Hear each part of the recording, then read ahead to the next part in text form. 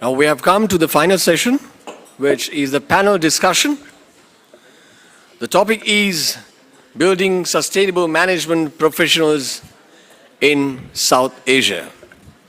So now I would like to invite our moderator of the session, Mr. Mohammed Jazmuddin, is the former acting head, Regional Programs Group, Governance and Institutional Development Divisions, Commonwealth Secretariat, and Dr. N.M. Kondap, the Director General, Kohinoor Business School, India, and Dr. Mohammed Nishad, Associate Dean, IBS, Pakistan, Professor Josh from IIM Bangalore, and Professor Gunapala Nanak Kara, the Academic Advisor, Graduate School of Management, Sri Lanka, and Dr. Alimullah Mian, Founder and Vice Chancellor, International University of Business, Agriculture and Technology from Bangladesh, and His Excellency Ms. Zahia Zahir, High Commissioner of Maldives to Sri Lanka, and Ms. Nim Dem, Registrar, Royal Thimphu College, Bhutan, and Mr. Punya Prasad Nupane, Executive Director, Nepal Administrative College, and His Excellency Mr. Aziz Ahmed Zara, Ambassador of Afghanistan in Sri Lanka. So I would like to invite our session speakers and our moderator onto the head table round. In the Commonwealth, Mr. Jazmuddin pioneered the Commonwealth Hub and Spoke initiative linking most of the stronger public and private sector institutions of higher learning with weaker and developing institutions, enabling them to benefit from the advent of institutional development and knowledge management.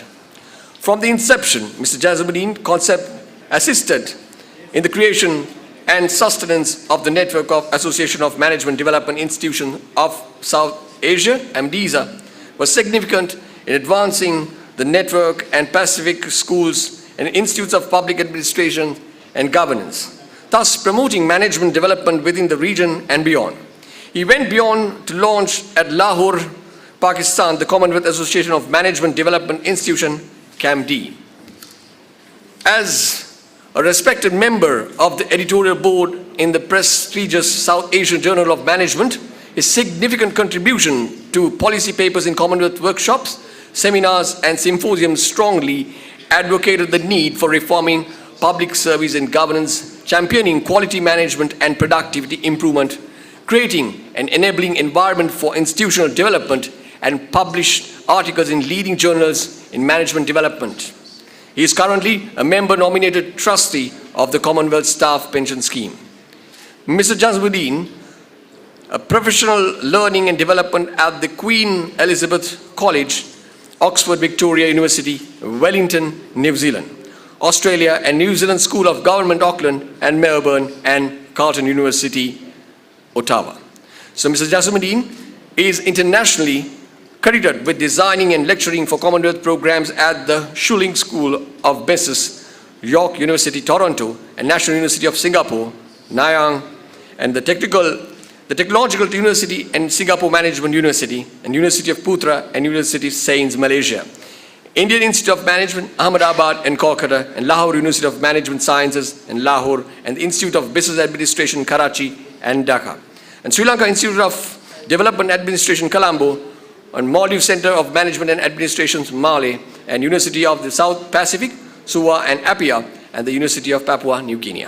So in 2012, he was awarded a distinction from the Administrative Staff College of India, Hyderabad, in recognition of his commendable service to the Commonwealth.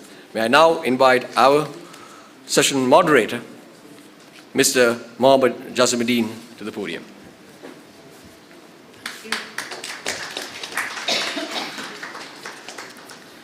Good afternoon, ladies and gentlemen.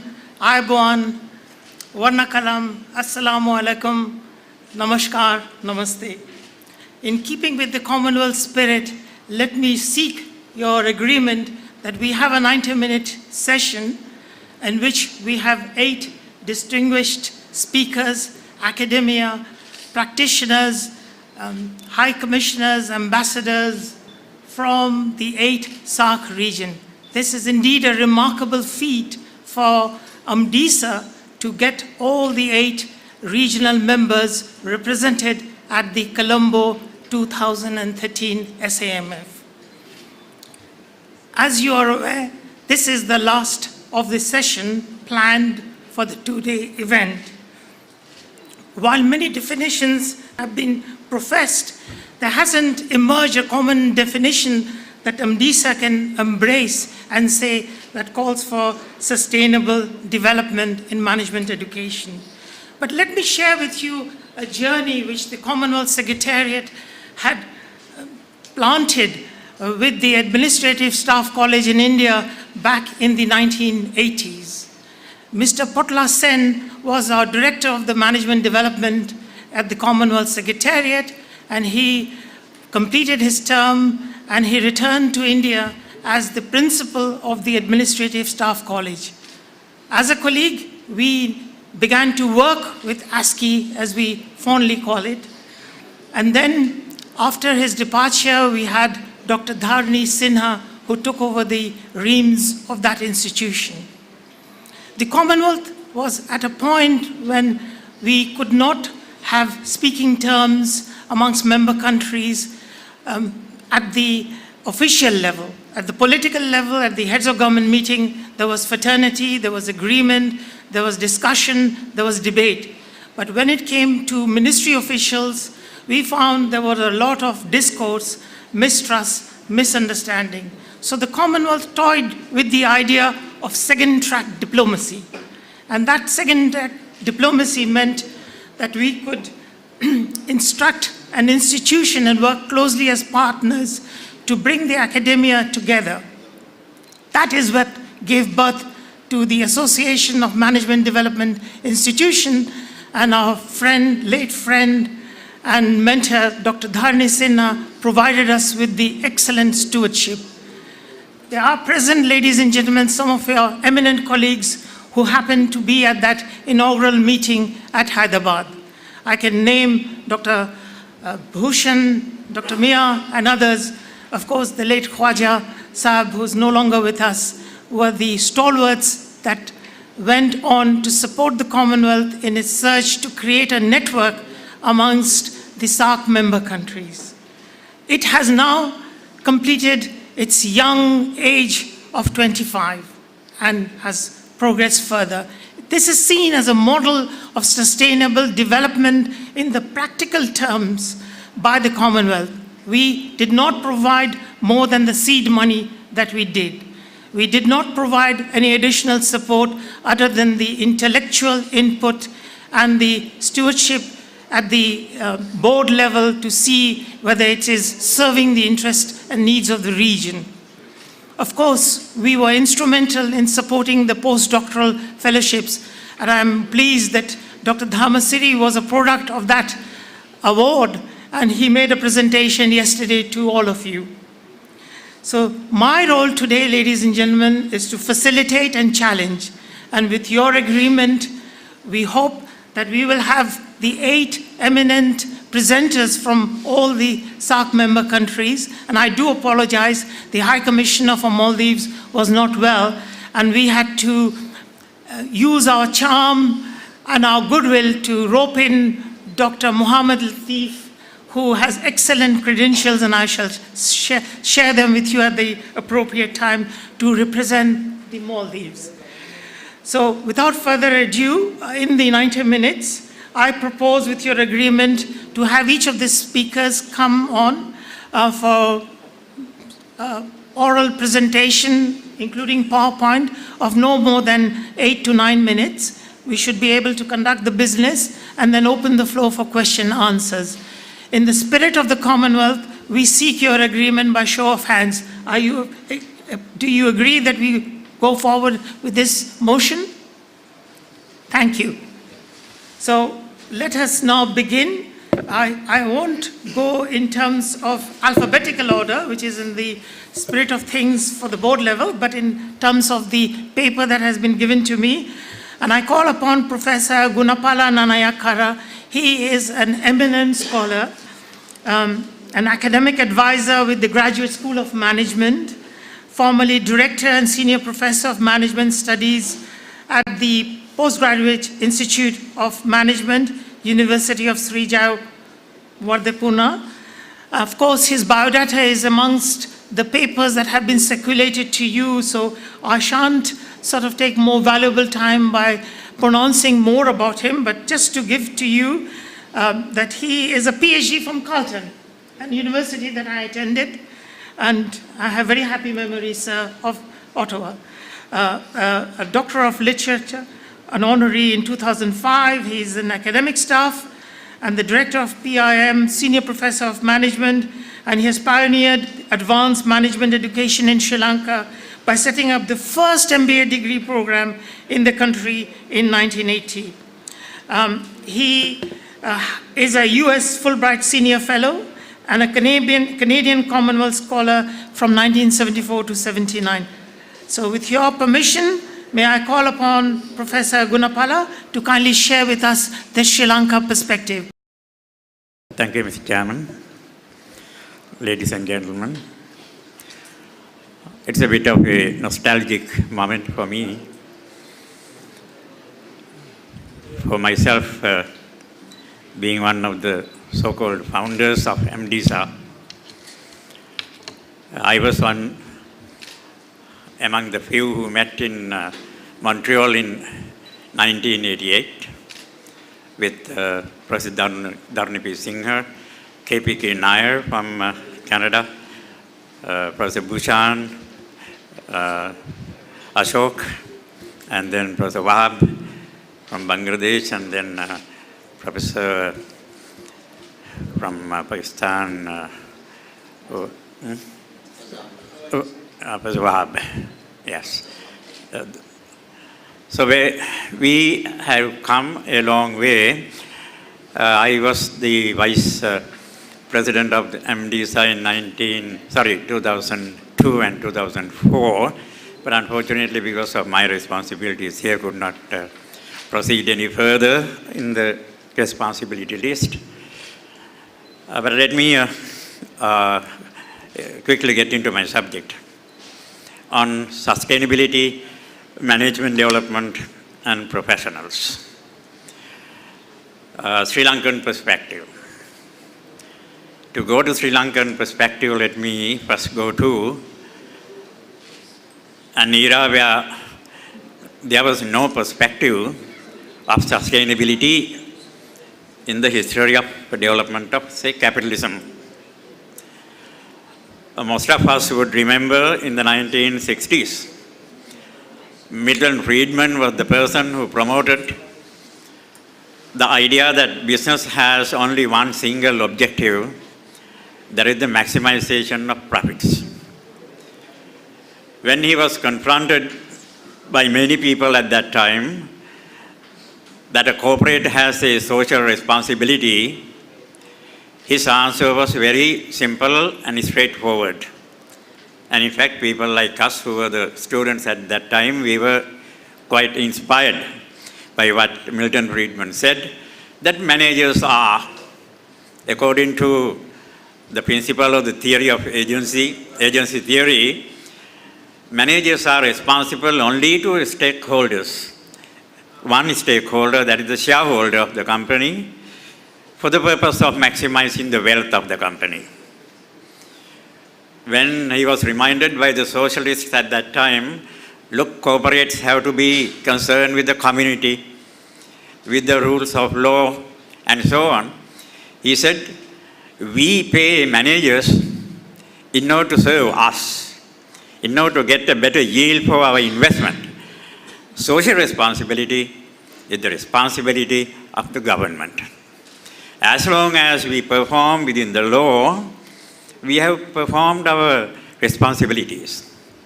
So, ladies and gentlemen, that was about 45 years ago.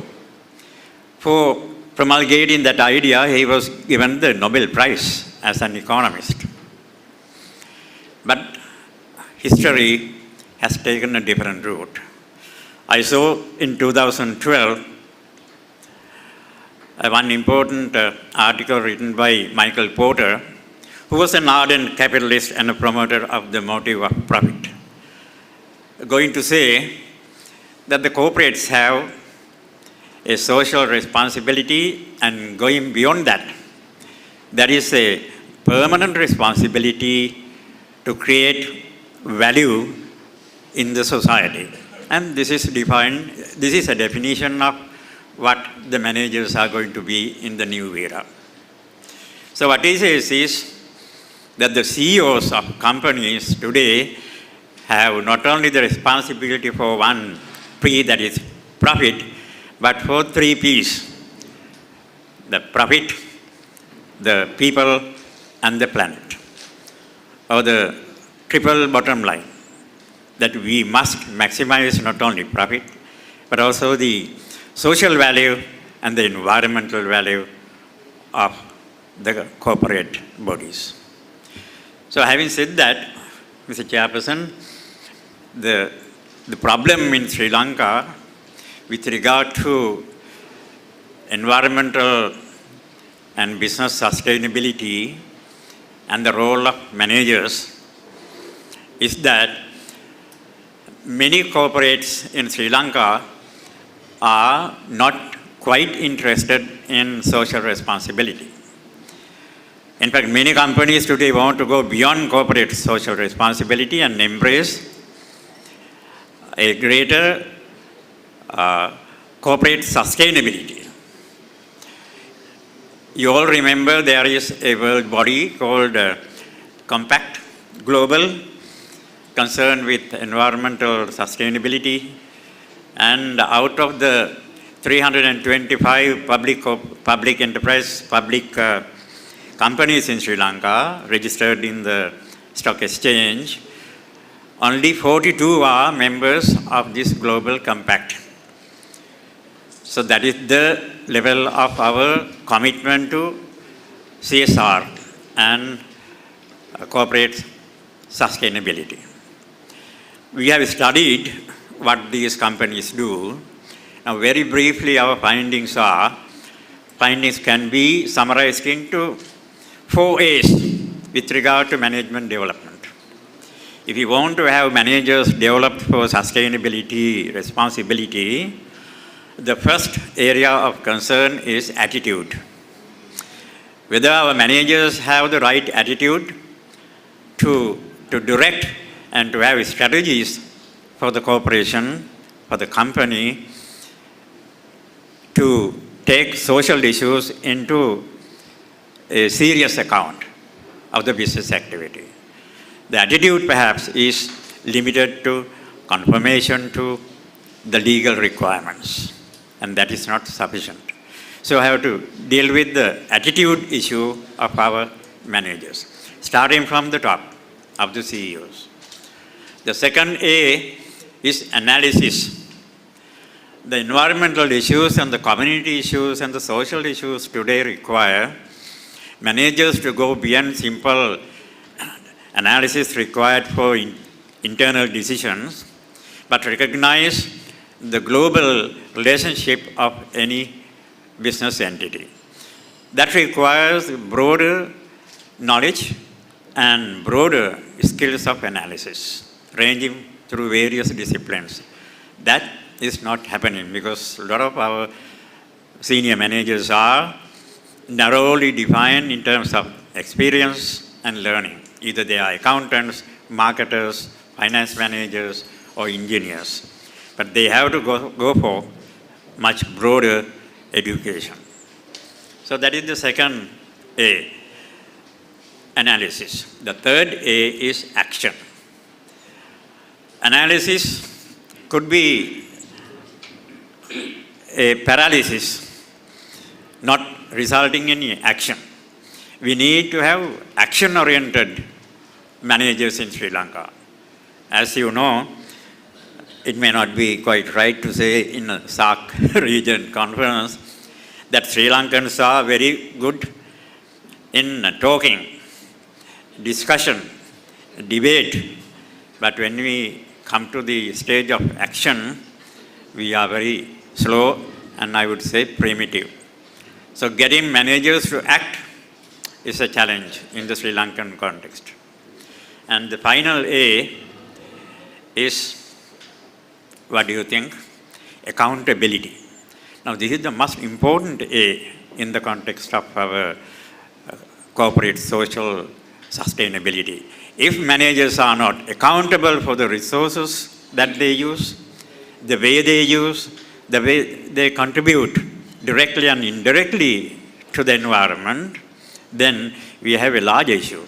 This accountability is something which is very difficult to establish in our country. I listened to some of the questions earlier, whether certain managers are responsible and accountable, how do we make it happen? Of course, this is a continuing issue, particularly in the Sri Lankan context. So, ladies and gentlemen, these are the initial comments I would like to make. In the context of social responsibility that has been a growing subject in the last 30 years, Sri Lanka has come in some way, only 42% are active, so 42 companies are active. Even within them, we have a greater responsibility to develop managers for greater responsibility and accountability for sustainability issues. Thank you very much.